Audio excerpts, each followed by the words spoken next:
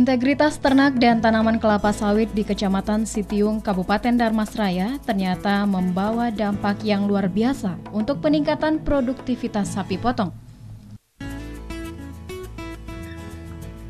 Teknologi hasil kajian BPTP Sumatera Barat tersebut telah mulai disosialisasikan pada kelompok tani dan secara cepat diserap oleh petani karena proses pengerjaannya relatif mudah.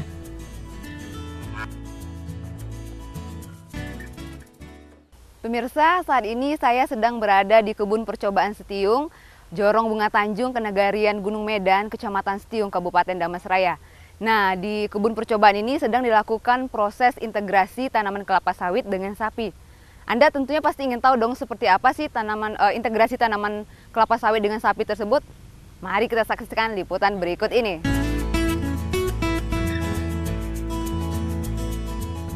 Balai Pengkajian Teknologi Pertanian BPTP Sumatera Barat sejak tahun 2011 lalu telah mengkaji program peningkatan kualitas dan kuantitas peternakan di Sumatera Barat, khususnya sapi potong. Kajian tersebut didasari rendahnya produktivitas sapi lokal di Sumatera Barat karena kurangnya kualitas dan kuantitas pakan. Padahal potensi pakan lokal sebenarnya tersedia cukup besar, terutama yang berasal dari ikutan tanaman kelapa sawit.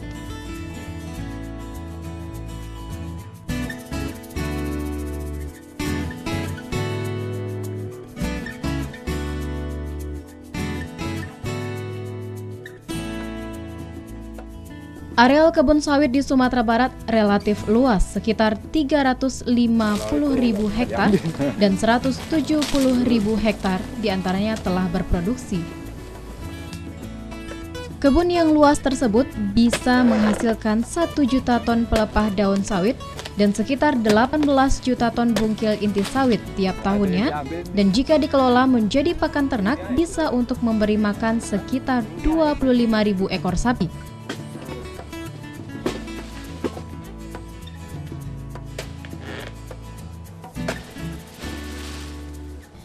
Penggunaan pakan ternak dari pelepah daun sawit serta solit dan bungkil inti sawit mampu meningkatkan pertumbuhan sapi 40% atau rata-rata 0,47 kg per hari atau 14 kg per bulan.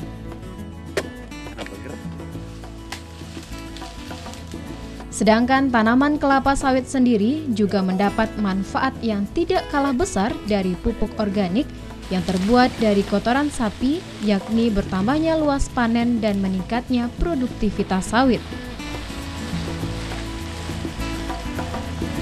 Sebetulnya kelapa sawit ini potensi sekali di Sumatera Barat ya. Ada sekitar 350.000 pohon dan 50% sudah menghasilkan sawit ya. Tapi kelemahannya masih banyak yang limbah yang dihasilkan sawit ya, baik itu dari pelepah, kemudian dari solidnya maupun dari bungkil inti sawitnya ya. Sedangkan sebenarnya limbah itu bisa dimanfaatkan ya, salah satunya untuk pakan ternak ya. Jadi karena kita melihat ada potensi di balik limbah, maka peneliti di BPTP Sumatera Barat mulai tahun 2011 ini mulai mengkaji ya, untuk mendapatkan formula mengenai pakan ternak itu. Ternyata dari hasil pengkajian untuk tahun 2011 itu dengan menggunakan pelepah maupun menggunakan solid itu bisa meningkatkan pertumbuhan sekitar 40% ya. Jadi kalau dihitung rata-ratanya itu pertumbuhannya 0,47 kg per hari ya, atau sekitar 14 kg per bulan. Sedangkan untuk induknya, untuk peningkatan populasi, ternyata pemanfaatan pakan ternak dari limbah sawit ini bisa meningkatkan birahi sekitar 80%. Ini tentunya kita akan mendukung program Kementan, bagaimana tahun 2014 ini harus bisa swasembada sapi supaya tidak impor terus.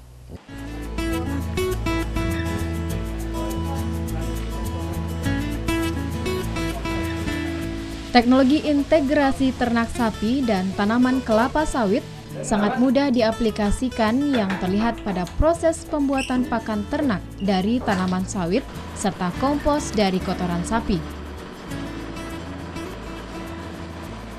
Proses fermentasi pakan ternak sapi dari limbah sawit ini terdiri dari dua bentuk. Pertama berasal dari limbah kebun yang diolah dalam bentuk silase atau hijauan, dan yang kedua limbah yang berasal dari pabrik pengolahan kelapa sawit berupa solid atau lumpur sawit dan bungkil inti sawit.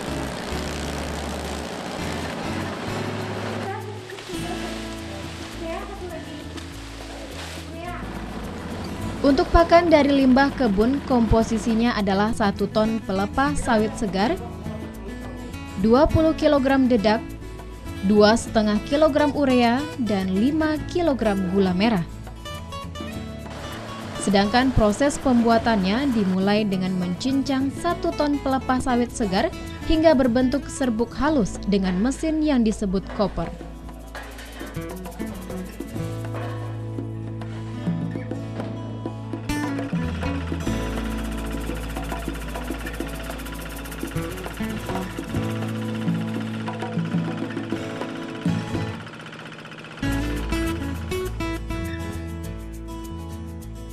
Kemudian gula merah dicampur urea direbus dengan 20 liter air dan setelah itu disiramkan ke cincangan pelepah sawit dan setelah itu ditaburi dengan dedak dan diaduk hingga merata.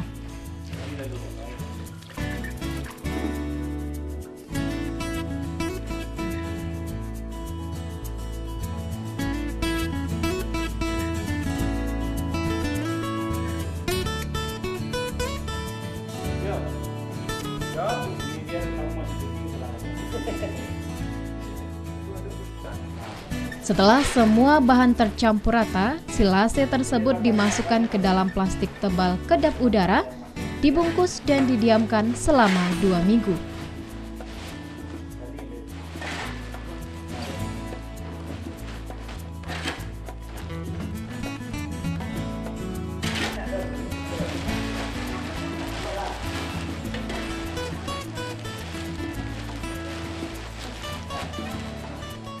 Setelah 2 minggu akan terlihat perubahan pada warna silase yang tadinya hijau menjadi kuning kecoklatan dan pakan pun siap diberikan kepada ternak dengan komposisi 2% per berat hidup.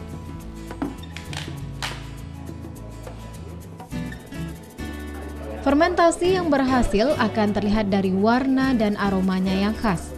Fermentasi ini bisa disimpan dalam bentuk kering dan tahan 2 hingga 3 bulan. Sementara pakan yang berasal dari solid dan bungkil kelapa sawit bisa diberikan secara langsung kepada ternak dengan komposisi 1% per berat hidup dan pemberiannya dilakukan 2 kali sehari. Bungkil inti sawit dan solid ini merupakan pakan dengan protein tinggi, yakni masing-masing mengandung 15 dan 13% protein.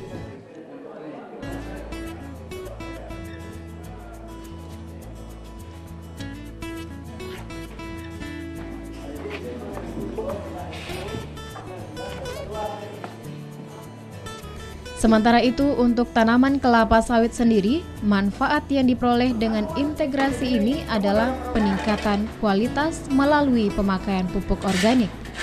Untuk mendapatkan kompos dari kotoran ternak sapi juga sangatlah mudah. Bahan yang dibutuhkan adalah 1 ton kotoran sapi yang dikeringkan hingga kadar airnya 65% dengan proses pengeringan selama 1 minggu.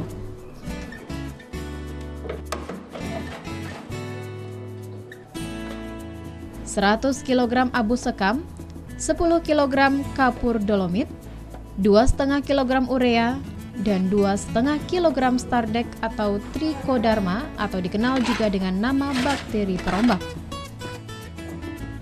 Semua bahan baku dibagi menjadi 5 bagian.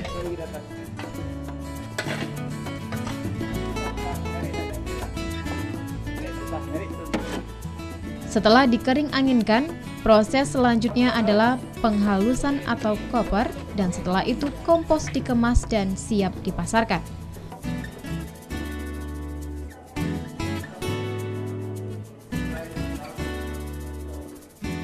Kelompok Tani Gelora di Jalan Koto Agung Kanan, Nagari Sungai Duo, Kecamatan Sitiung, Kabupaten Darmasraya ini adalah salah satu kelompok tani yang termasuk cepat dan responsif dalam menyerap teknologi pertanian yang diberikan BPTP. Selama kurang lebih 2 bulan penerapan teknologi ini, kelompok tani yang beranggotakan 20 orang ini telah bisa melihat langsung perubahan pada ternak dan tanaman kelapa sawit mereka. Dalam setiap kali penimbangan yang dilakukan 1 kali 2 minggu, terlihat peningkatan berat badan rata-rata 1 hingga 1,5 kg untuk sapi simental, 0,47 kg pada sapi Bali, dan 0,6 kg per hari pada sapi PO.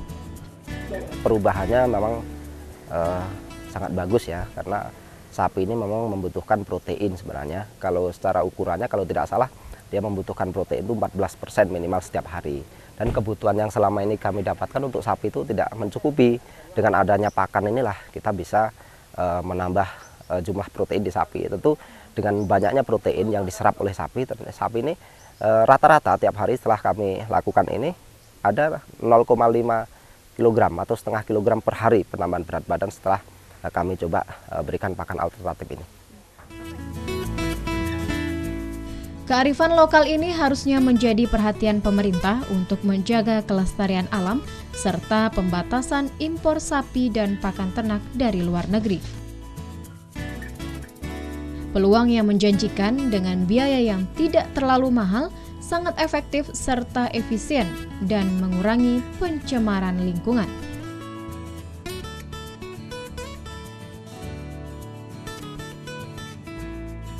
Pemakaian pakan limbah sawit akan mengurangi biaya pakan Rp5.000 per ekor per hari dibandingkan pemakaian konsentrat dedak dan ampas tahu.